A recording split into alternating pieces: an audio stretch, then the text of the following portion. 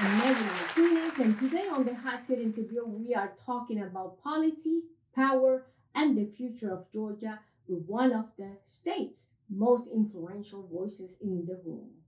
For 2 decades, Senator Emanuel Jones has served in the Georgia State Senate, fighting for criminal justice reform, education access, and healthcare expansion. Now he's setting his sights on Congress, bringing with him a record of action and vision for change. We'll ask him today tough questions. Can Democrats reclaim working class voters? Is there still space for bipartisanship in a polarized Congress? Why Congress and the U.S. Senate are so quiet right now? And what's the plan to address immigration, the U.S. budget, gun safety, cuts on Medicaid, and also we will discuss Georgia Brian Kemp's pathway to Medicaid coverage. We'll discuss the war on Iran and the reproductive rights in the Trump's era. This is not just politics, it's personal, and it's all happening right now on the Hot Seat interview. Present Starbound Studios starring Maggy Martinez and the Hot Seat interview. Y ahora con ustedes, Maggy Martinez. Senator Emanuel Jones. He's running for Congress, District 13. Yes. Yes, so write this down because this is going to make history. Well, you served in the state senate for 21 years, since 2005 at the Georgia State Senate. Yes. Oh my goodness, that's a lot of experience. And certainly you are very serious about how to handle people's money and how to handle people's business, because it's a lot of people out there, but they don't know the responsibility that, is involved when you are a person that are elected by your constituents and how you work with them. So certainly the beautiful bill. Senator, let me tell you something. That's not okay. They passed this. Basically, they extended the Trump's tax 2017 cuts slash Medicaid. Mm-hmm. We don't know what's going to happen in the U.S. Senate. We will see in July 4 what's going to happen, and everything else that they cut in the beautiful bill and things that are hidden that we are going to discuss in this show about this. So what is your take about the beautiful bill, Senator? Well, the beautiful bill really is an ugly bill because it impacts children and also impacts families. And when you start talking about making cuts to Medicaid, that's going to impact a whole lot of families, but ultimately will impact the families as well. When you start reducing SNAP benefits, supplemental nutrition program, that's money that people need. Definitely. Here in Georgia. Especially our seniors. Absolutely. And that money that is spent, it eventually rolls back to those that have businesses and they grow crops. So without those funds being spent, look at the impacts it's going to have on our farming community. I mean, the impact is going to ripple across the economy of Georgia. Definitely. Well, don't forget to tune in every Thursday at 8 p.m. in YouTube on demand. It's important that you are informed about what your leaders, your elected official brings to the table. Because believe me, they work for you. You don't work for them. And sometimes we tend to forget that. Also, starboundpr.com. If you feel in your heart to make a donation so we could buy equipment, because you know how technology is, it's always advancing. So please send your donation to Starbound PR, and don't forget to share the show with who? With all your friends, because this specific show is very, very important. And for those that are planning to run for office, I wrote a book. It's called The Secrets of Campaigning. So you think you could run 40 years of experience in here. Only $25 on Amazon. Make it happen, because that's how we support the show. Well, Senator, definitely in 11,000 pages is one sentence that says how judge will be restricted of making decisions that will impact government policies. And how do you think this undermine our system and our democratic system? Unfortunately, the Republicans in Congress want to make it very difficult for the average person to get redress when they've done wrong by a federal government. That really is the bottom line. What's in this bill where you have to have a bond in order to sue the government. Only the Incredible. wealthy will be able to do that. But think about it. The wealthy are the ones who's benefit under this administration from these bills already. Right. So definitely you as a person out there, as a constituent, it's important that you know what the beautiful bill brings to the table and how that is going to affect your family, because this is about your family, nothing else, okay? Well, President Trump recently ordered military strike against Iran. How much that cost us, how much this cost to the citizen of the United States, but definitely, do you think the president overstepped his power in order when he made this decision? The president should always consult with Congress. Congress has the authority to declare war. And eventually, when the president acts unilaterally, that creates problems such that the public doesn't have enough information about the decision and why the decision was made. That's the problem I have. There's no doubt about our support and the country's support for Israel. However, Congress is the deliberative body in the General Assembly. They're the ones that are more accountable to the public, particularly Congress people, because they're at the lowest level. And without Congress having that information, how can we as an average citizen know why this decision was made? Well, the United States was not in jeopardy at No, that not at all. moment in order to make a decision like that. And right now we have 40,000 soldiers right there in all that vicinity in Iran that we might bring home some dead bodies. This is not good, Senator. I certainly agree with you. Of course, we have a huge military base over in Iraq. That base was attacked. I understand that the missiles were shot down. But again, we need information. Congress needs to have hearings. The public needs to be told what's going on and why these decisions are made. These are life and death decisions. These decisions are critical. There's a lot of resources being spent over there as well. Me as a mother and grandmother that I have children in the Army and the Marines, I'm very concerned. I'm very concerned right now. And I know all the mothers out there are concerned too about what's going on. And so am I. And I'm ex-military. I spent 21 years in the Army. My son is in the Navy now. So we are a military family. And it's much more important. The military takes orders, but yes, it's much more important that Congress get involved so that information can be disseminated to the general public rather than us being told via teleprompter by our president without any source out there to check the things that he's saying. This is not America. And I don't know, knowing history so far about Trump's administration, when the Congress called him, I don't think he's gonna care. I don't think he's not gonna even come, because I think he's over Congress. All his actions talk by itself, definitely. Well, the Trump tax bill create a deficit now being used to justify to cut Medicaid, with over 2.6 million Georgians relying on Medicaid. How would you protect or expand this critical program for Georgians? And what about the Kim's Medicaid waiver, that if you don't work, you don't get Medicaid? What do you think about all this? Well over 2 million Georgians are going to be impacted by these cuts to Medicaid. Every 2 in 6 kids benefit from Medicaid.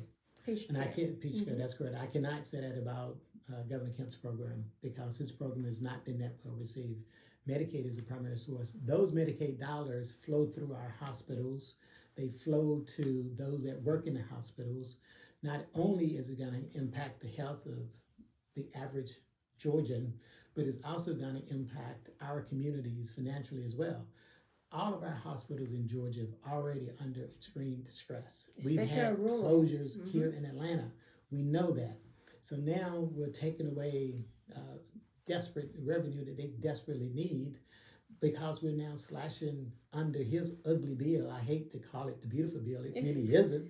No, it's not. Ugly bill that's going to be cutting Medicaid. That's right. Well, Trump called the 2017 tax bill beautiful, outstanding, and all this beautiful adjective he likes to use, but many say it favors corporation and the wealthy. As a Democrat, is working class district, how will you reform those cuts to reform and serve your constituents when you get elected to Congress? The reason why I'm running for Congress is to bring essential services back to this community. We are not getting our unfair share, and I say unfair because I don't just want our fair share of resources. We need our unfair share in our communities in Georgia. Our citizens are hurting, and it's important that you have someone in Congress that's going to raise their voice, that's be willing to rise to the occasion and push back against those that are up there that's calling for these draconian cuts to services that we desperately need in our great state. Georgia is 48th in the nation in healthcare. I mean, we are already at a disadvantage. These cuts will certainly push Georgia over the edge. We don't like being 48th in the nation. We should be looking to spend more on Medicaid. We should be looking to spend more on SNAP and those nutritional programs, assistance programs for our kids. That's how we're going to improve the health. That's how we're going to grow our budget. That's how we're going to grow the revenues in the state of Georgia, because those federal dollars turn over 6 or 7 times in our economy. Well, we are talking with Senator Emanuel Jones.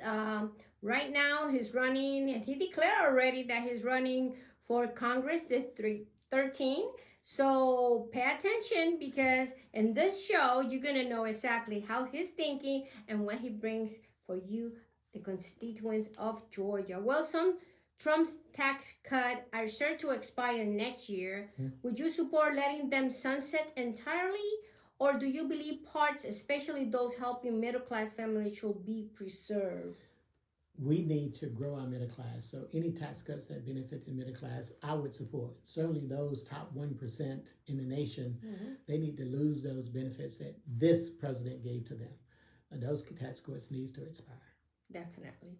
Well, Republicans argue that reversing Trump's tax cuts will hurt small business. I really don't know how, but what will you say to small business owner in Georgia and 13 Congressional District who are the concerned and about to increase costs under the Democratic reforms?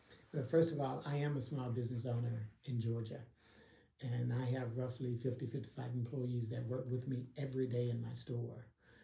It's not a whole lot of those employees that's in the top 1% wage earners in this country. They're all middle class, and these are good middle class jobs, middle class people that work in those jobs. By preserving the middle class tax cuts, we're going to preserve their ability to provide for their families and to acquire the essential services they need as they go out their daily lives. We got to stop favoring the top 1%. The argument is made, well, the top 1% generates most of the job. But that's not true. That's not true. It's small business owners, with 15 and 20 employees. It's those that are out there that are landscaping, that have 6 and 7 employees. It's these small grocery stores in our economy that may employ 10 or 15 people. It's always been those in the middle that create most of the jobs. Well, Trump said he was going to cut the budget.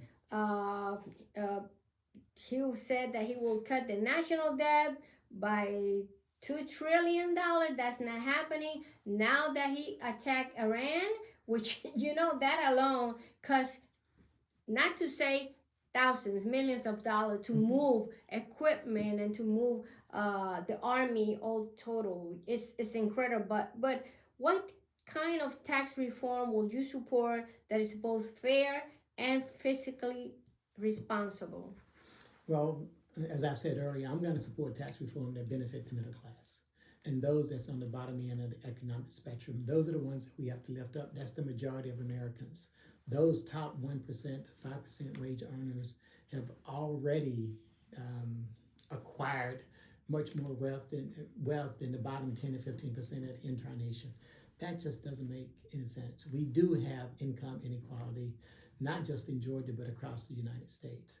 And we need to look for programs and initiatives that's going to lift up our middle class. That's how we grow our economy.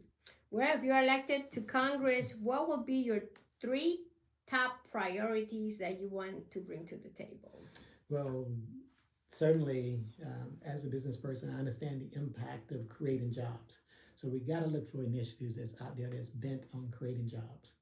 we gotta preserve, I'm ex-military, we gotta preserve the benefits that we offer to our military, the cuts that this president made to our VA hospitals. That's not service, and also the cuts that Doge made in eliminating these jobs early on in his administration.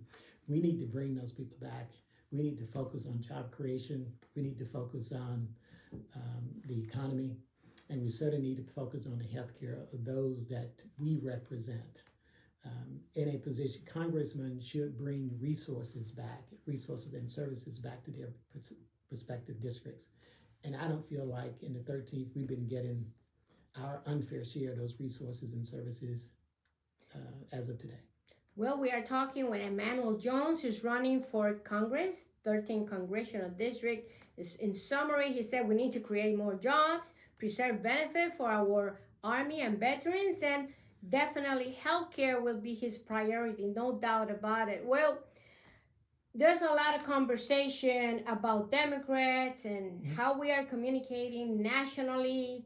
I don't see too many talking out there, and I would like to see more people.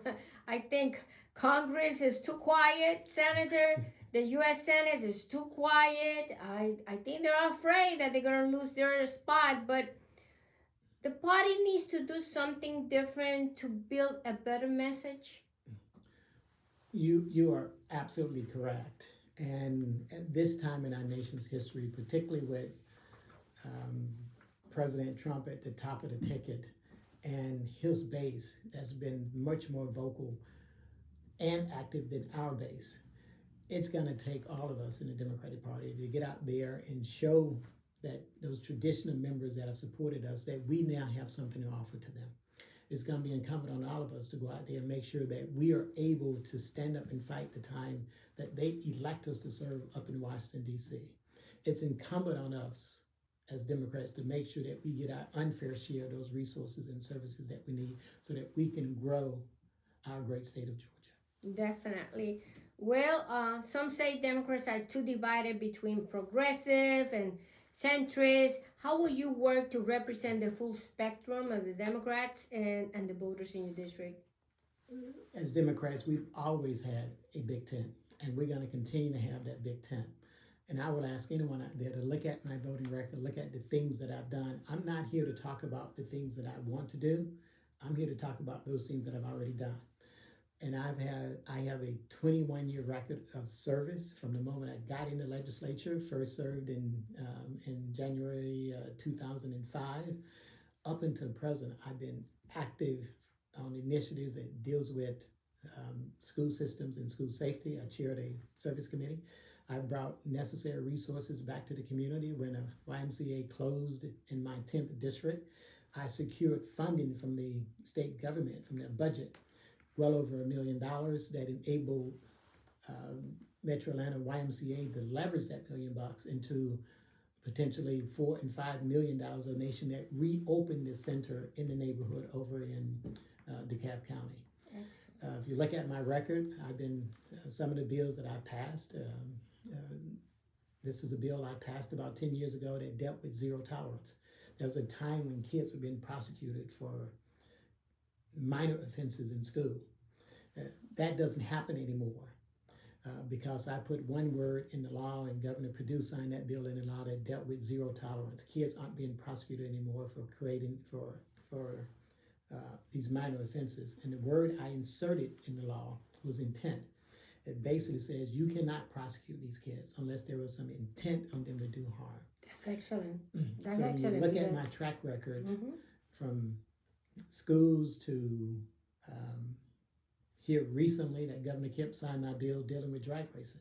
That was an issue that's been throughout all our communities and laying tracks. There was an incident in a family in DeKalb County that came to me and said, Senator, you need to do something about this. It took me 3 years, but I got all the legislation that I proposed passed and signed into law by Governor Kemp. Excellent, excellent. You see what I'm talking about? Well, we have a lot of technology now, AI and this and that, but I think when you lose that contact with your constituents, when you like old school politics, or do you prefer the Zoom meeting and that's it? What is your take, and how you planning to work with your constituents? When I say that this district, the 13th district, hasn't been served, is because the present congressperson that represents that district hasn't been seen in the community. I believe, particularly at this time in our history where we have a tyrant in office, and I hate to use that word, but that's exactly what he acts like every day. It is what it is, yeah, Senator. Not really knowing what's going to happen as I flip on my television station, but it's much more important now that those in Congress come out and hold town hall meetings, that they have offices, multiple offices open up, particularly in a district like the 13th that stretches from Gwinnett County all the way down to Clayton County. We have to be present. We should be present. We should let our voices be known. How is it that those that we represent aren't able to hear from their congresspeople? And there's too many of them out there right now that aren't even holding town hall meetings, particularly on the Republican side, because they're afraid of the backlash. Yes. We can't be fearful of anything when we are elected to represent those that we serve. We should provide that highest level of service and making ourselves accessible, which I've done for the last 21 years in my time in the state Senate. I've gotten calls. Someone look at my website, they see a number on there, and they call me, and I answer the phone. Mm-hmm. And they're like, "Well, we weren't expecting you, Senator, to answer." You say, I said, "Well, that's my cell number." Yeah, so call me anytime. I put my number out there, and that's the kind of the way that I believe a politician should be accessible, and not just a town hall meetings, but we should be involved in everything that happens in the community. If there's an event, we should be there. Mm-hmm. If there's a graduation, we should be there. We can't make every event, but I believe that congresspeople, particularly this time, it has the connection is important to make that connection. Mm-hmm. Absolutely. Mm-hmm. Well, Senator, Senator Bill 1 prohibits transgender girls from competing in girls' sport, and you know that Camp signed that into law. Do you support or oppose the bill when it was there, and how do you view this issue in terms of civil rights and fairness in sport? My record is clear. I voted against this legislation that the Republicans overwhelmingly passed, and members of my Democratic Party voted with me as well against this legislation. The Republicans have done a really good job of taking an isolated incident and blowing it up and making it into something bigger than it really is. The percent of transgender kids that are participating in athletics is really small. But you got to understand, this bill was simply targeted to gain support to their base, to appease their base. Right. And that's what this president has done. Talking to the choirs. Creating these wedge issues. Oh, absolutely. And that's why we have to be much more vocal in our community. Definitely. Well, the beautiful bill also bans federal funding for genders affirming care for minors, and cuts payment also to reproductive health care provider. Right now, today, this week, as a legislator in Florida, a female legislator, she has an ectopic pregnancy, and nobody wants to touch her. No doctor wants to. She's gonna die because the fallopian tube can explode because of the ectopic pregnancy. This is incredible, and we already had 2 deaths in Georgia. Yes. So what is your take in terms of healthcare, reproductive rights, and care for minors? The abortion legislation that we passed at the General Assembly was arguably one of the worst bills that the Republicans passed. We should be providing preventative care. We should be providing abortion care. We should be providing and making available to those women who want to take advantage of it. Who are we as elected officials to tell a woman what to do with their body? That's right. That's a decision they should make between themselves, their physician, and their God. We don't need politicians in there. No, no, we don't. Well, after the Appalachian school shooting, right?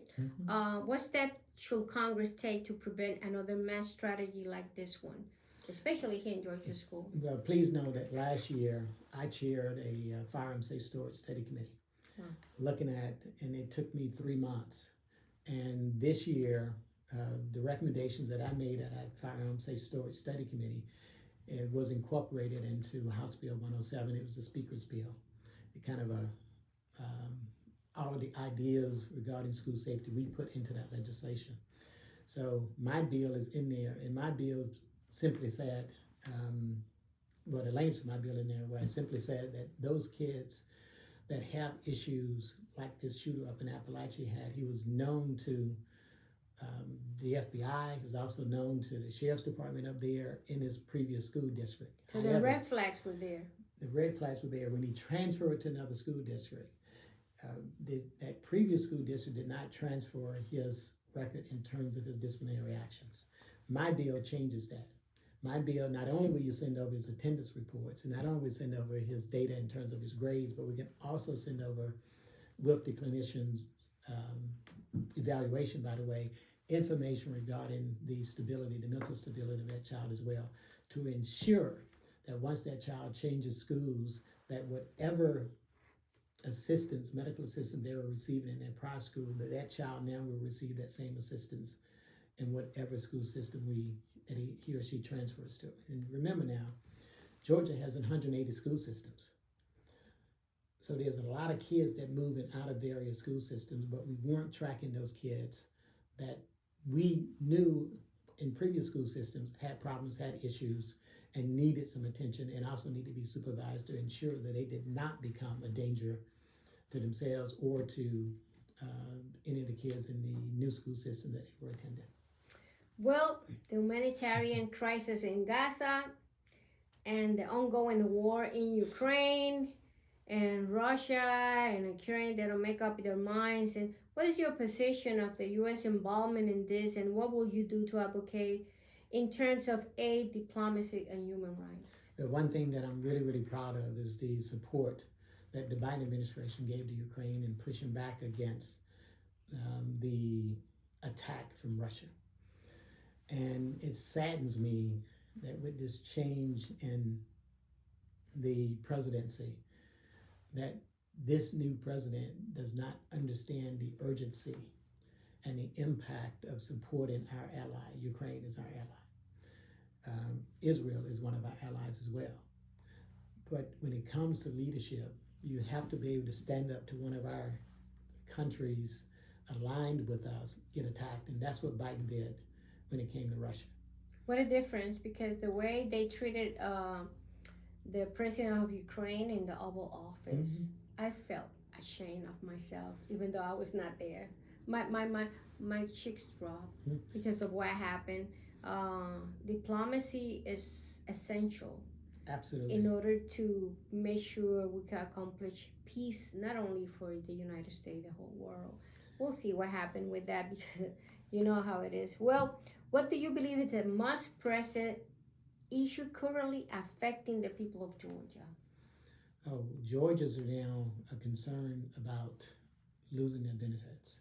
Georgians now are concerned about losing their jobs. One of the things that this president did early on in his first 90 days, when he had Doge around and a person who I shall not name with the last name Musk, they proceeded to slash and burn. I stood on the corner marching with the CDC when all those cuts were made and 20-30% of their workforce was laid out. I stood on the corner marching at the VA hospital when those cuts were made across the board. And those clinicians and physicians and other staff members were cut. This president came in with a butcher knife, when in fact he should have had a surgeon's scalpel to make surgical cuts, rather than, as we all saw on television, someone with a chainsaw in his hand, symbolizing how he's going to cut waste, fraud, and abuse. You should first identify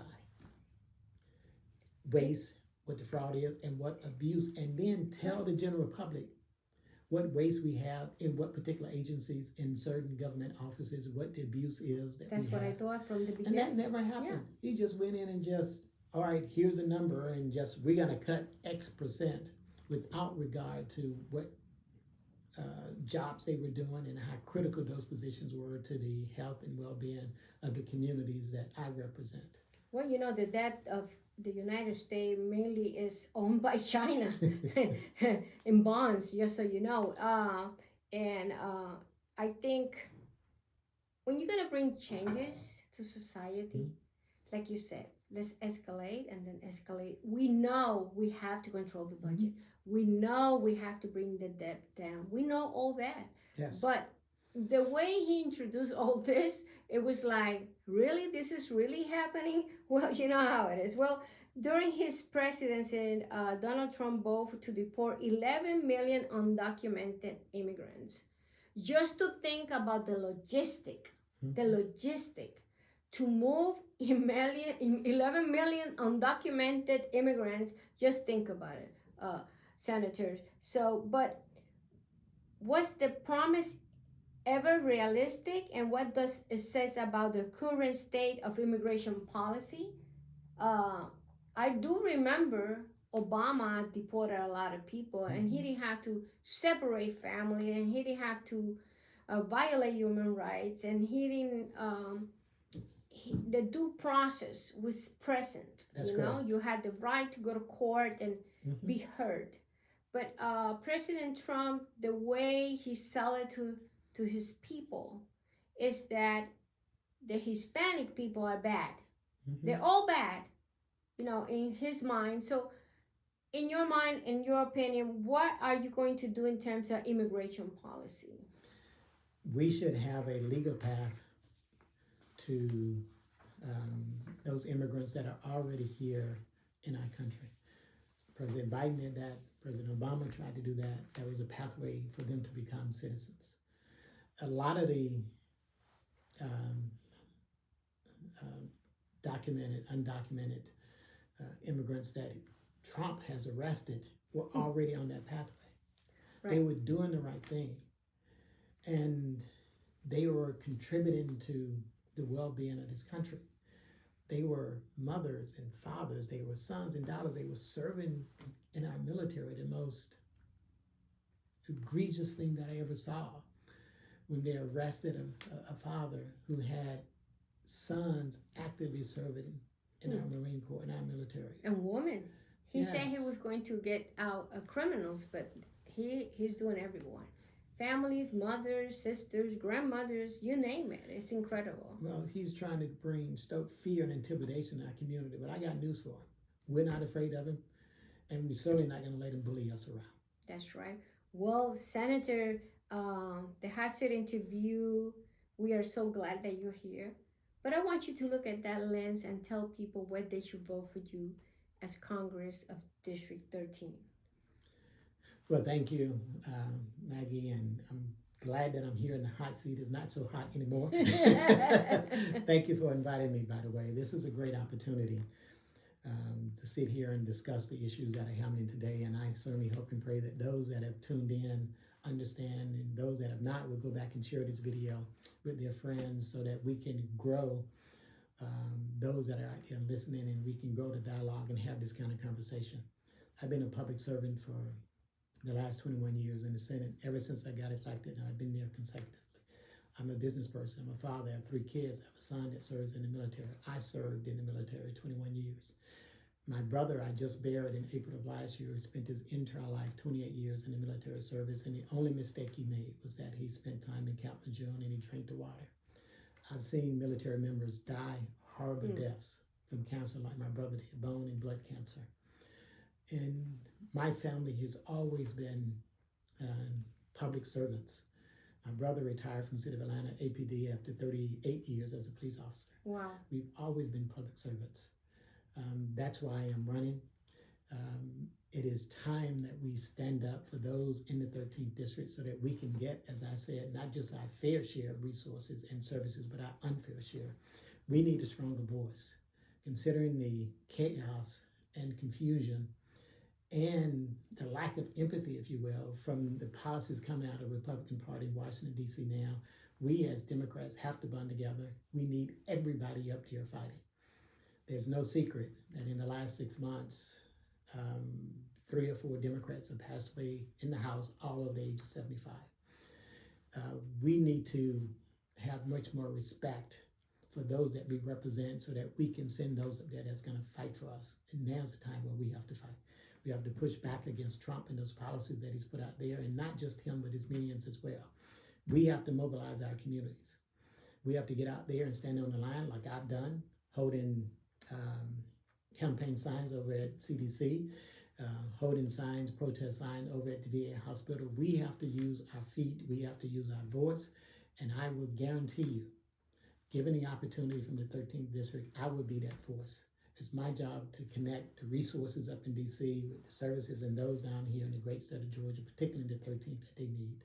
That's why I'm running for this office. I've done it consistently the last 21 years in the Senate, and I will continue to do it again for how long members of the 13th allow me to serve in the Georgia and the federal government as their congressperson.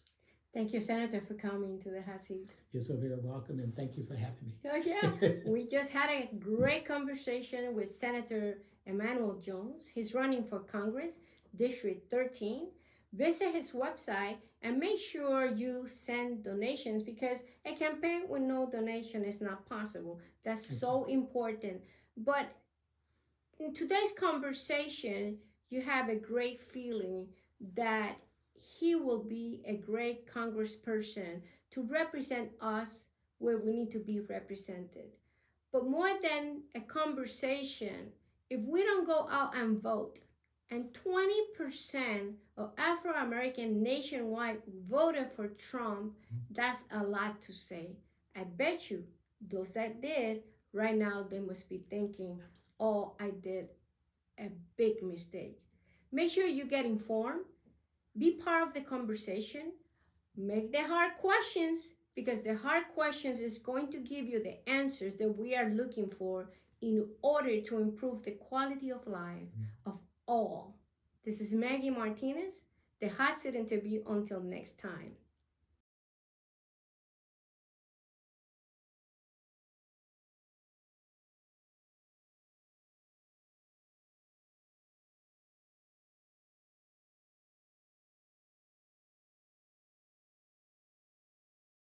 Hot Noise Radio presents Starbound Studios starring Maggy Martinez and the Hot Seat Interview. Y ahora con ustedes, Maggy Martinez en Caliente. And now, Maggy Martinez.